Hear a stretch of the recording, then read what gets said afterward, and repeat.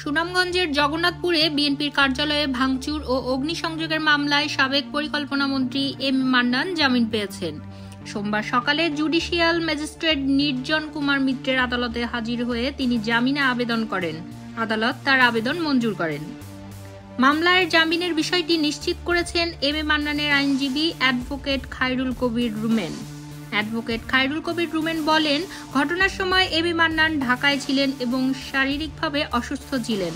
তিনি দাবি করেন, বিএনপি নিজেরাই কার্যালয়ে আগুন দিয়ে মামলাটি দায়ের করেছে। আদালতে ঘটনার কোনো স্পষ্ট প্রমাণ উপস্থাপন করা হয়নি বলে জামিন মঞ্জুর করা হয়েছে। গেল 19 নভেম্বর সুনামগঞ্জের জগন্নাথপুর উপজেলা ইউনিয়ন বিএনপির কার্যালয় ভাঙচুর ও অগ্নিসংযোগের অভিযোগ এনে সাবেক পরিকল্পনামন্ত্রী এম এ মান্নান সহ 49 জনকে আসামি করে থানায় মামলা দায়ের করেন স্থানীয় ইউনিয়ন বিএনপির সভাপতি আব্দুল নূর।